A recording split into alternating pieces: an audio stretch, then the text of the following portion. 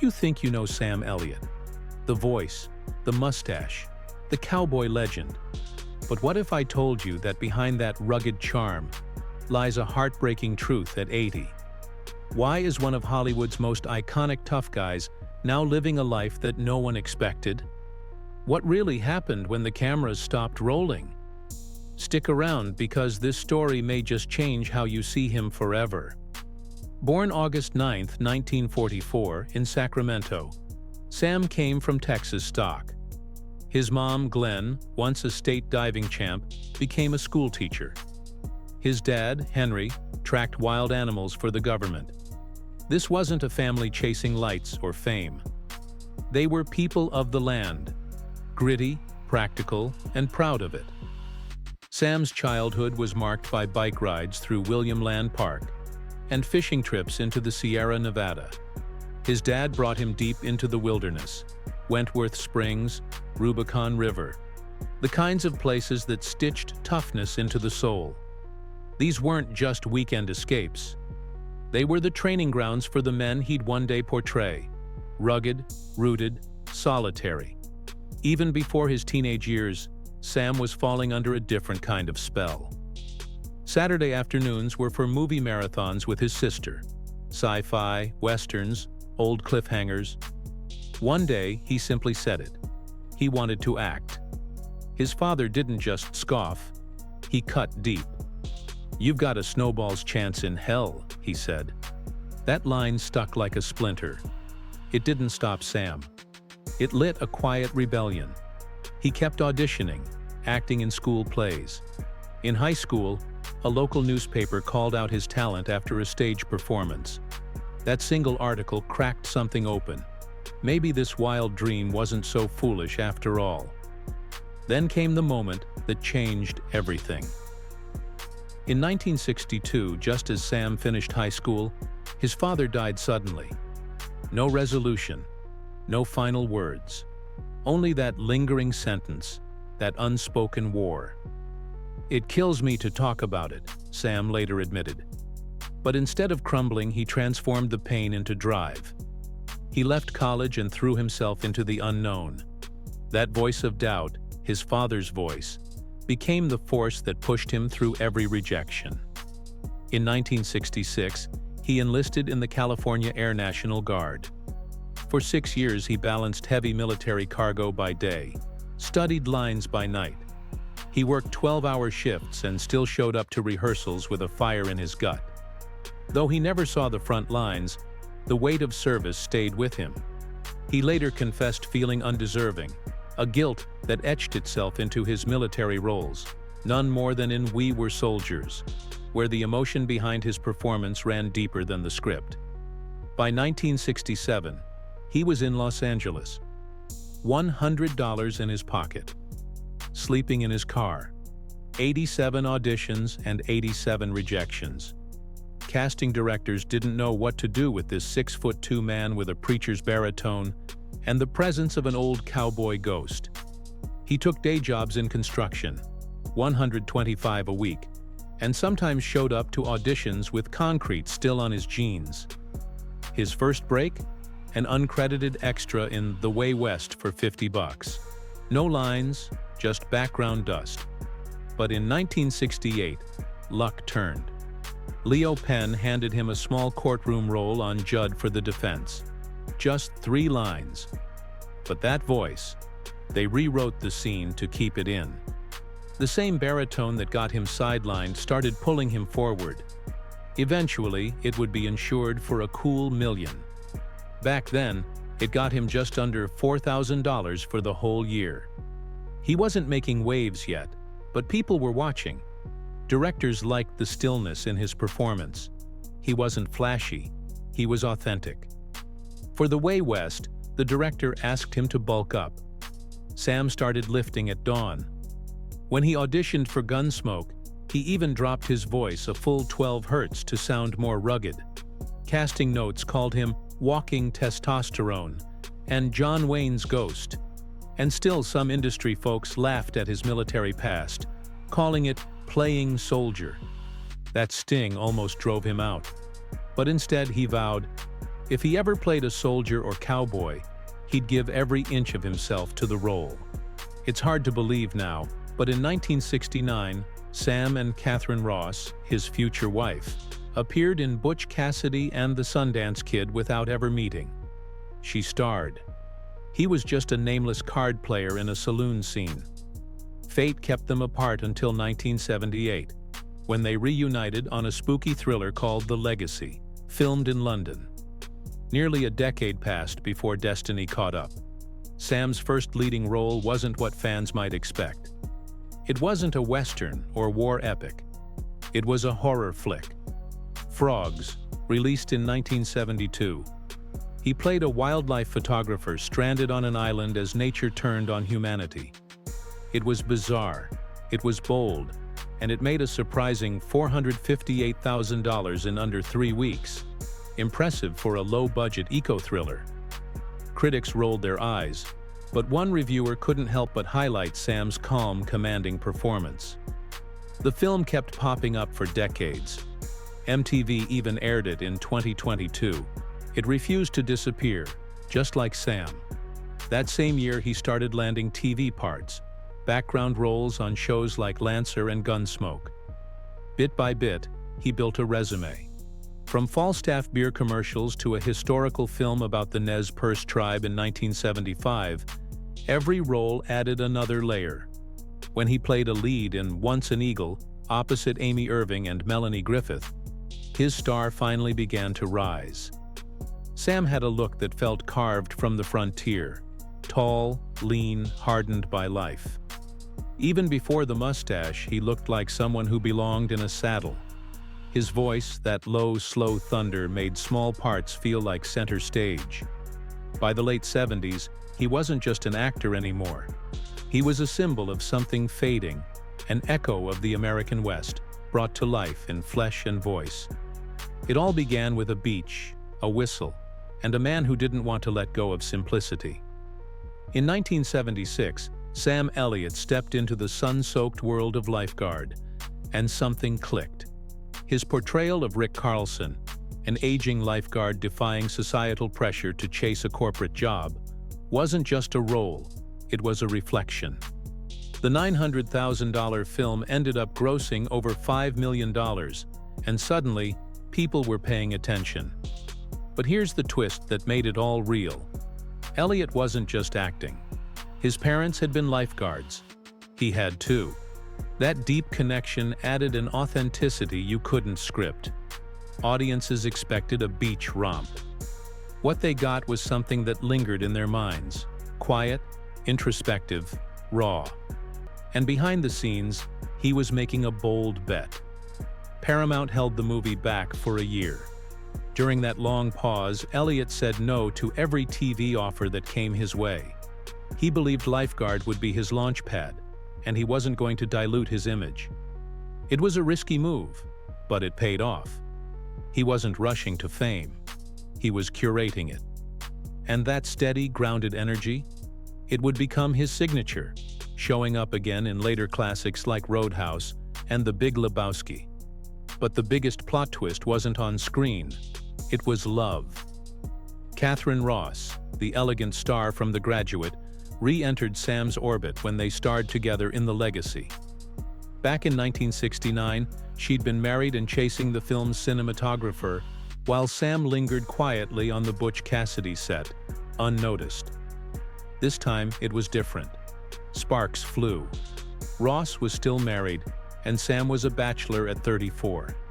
The chemistry between them was palpable, and when Ross finalized her divorce in 1979, Sam became the man who would finally make one of her 5 marriages stick. They married in 1984 and soon welcomed a daughter, Cleo Rose. It wasn't a Hollywood fairy tale, it was something better. Real, enduring, built on time, growth, and second chances. More than 40 years later, they're still together. In a town where love often flickers and fades, theirs burns slow and steady. When asked how they've lasted, Sam doesn't offer some glossy quote. He simply says, "You work past the hard parts. You don't walk away." As the 1980s rolled in, Elliott leaned into his roots, cowboy boots, dusty plains, and all. He joined forces with Tom Selleck in The Sackets, a sprawling miniseries set in post-Civil War America. Shot across 3 states, it struck a chord with fans who craved the classic Western spirit. He played the oldest brother, Tell, stoic, noble, and carrying the weight of his family's hopes. That same trio reunited for The Shadow Riders, another adaptation of Louis L'Amour's work.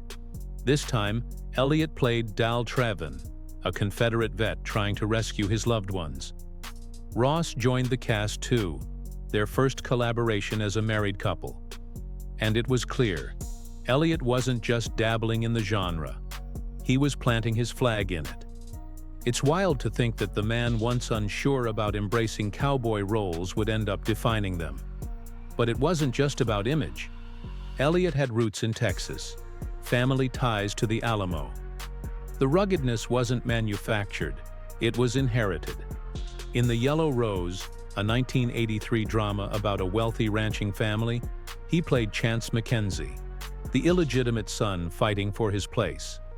The show launched with strong ratings, over 16 million viewers, but it couldn't hold the audience. NBC canceled it after 22 episodes.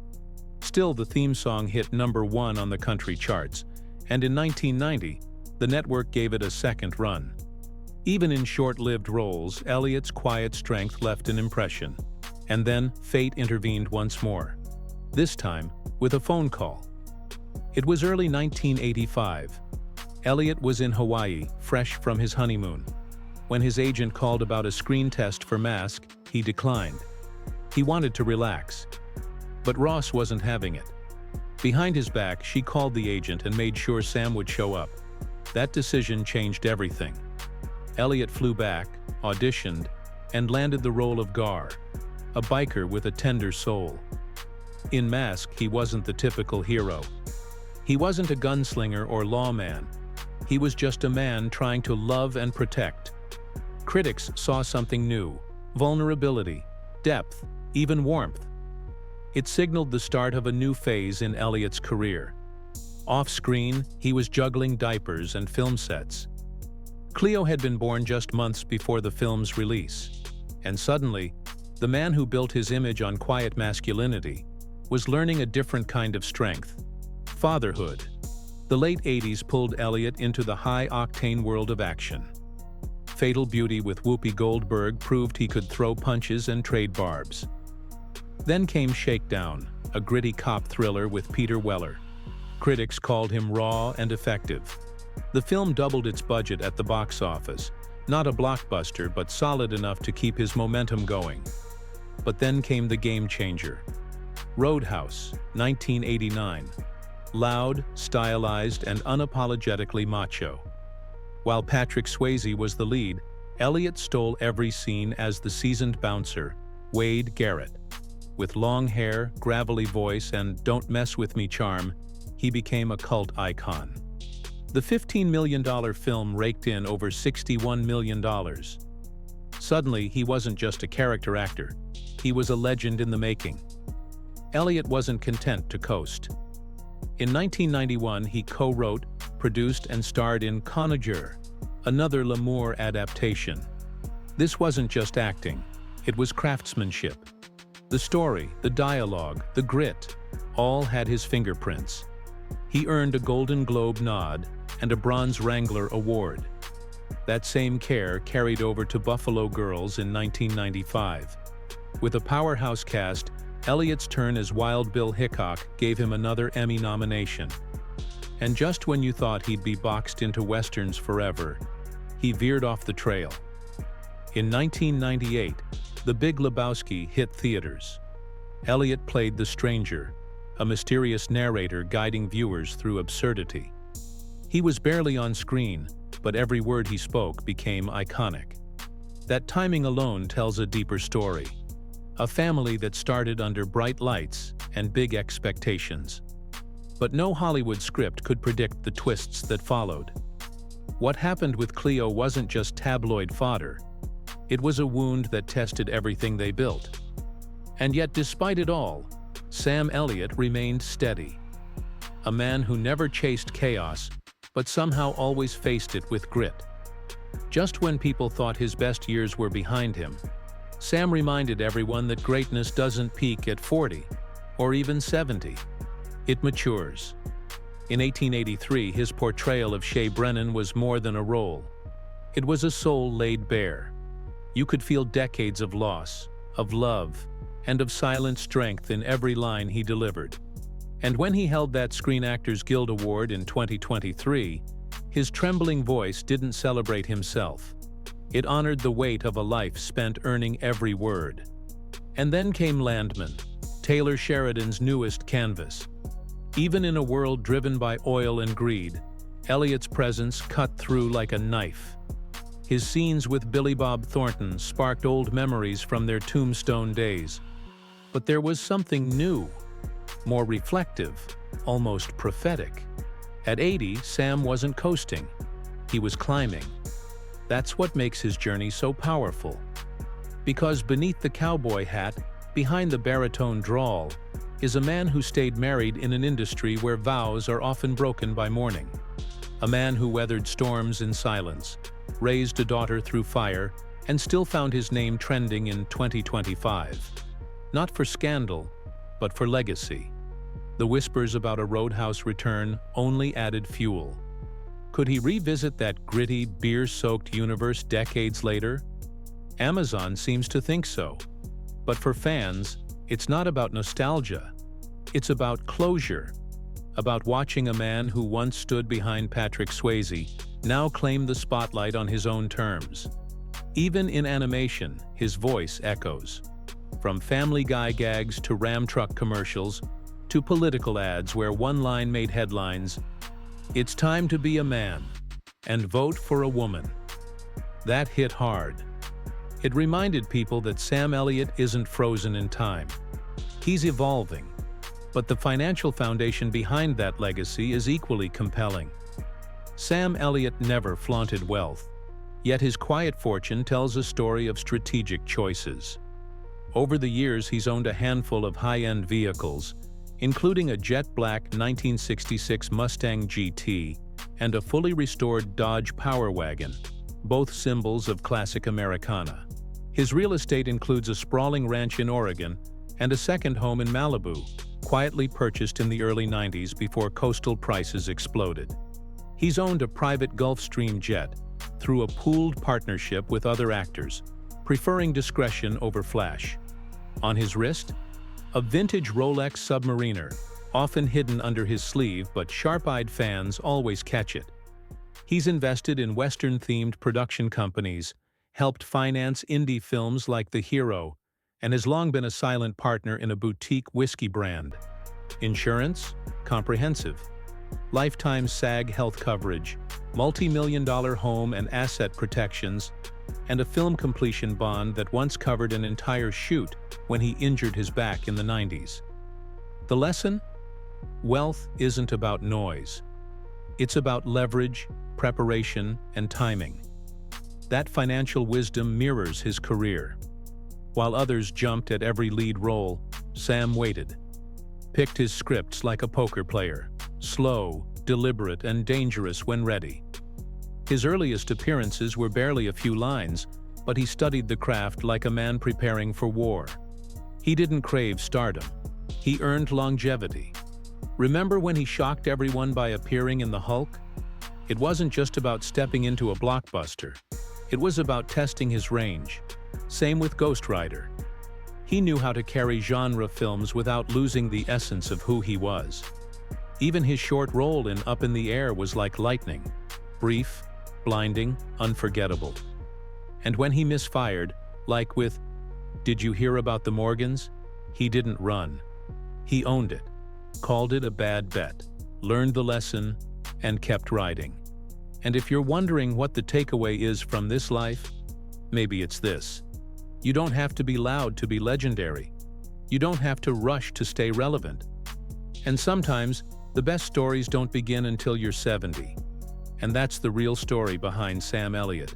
Grit, grace, and a life full of quiet battles. If you felt something today, hit like, drop a comment, and subscribe for more untold Hollywood journeys. Because legends don't fade, they just ride off into a quieter sunset.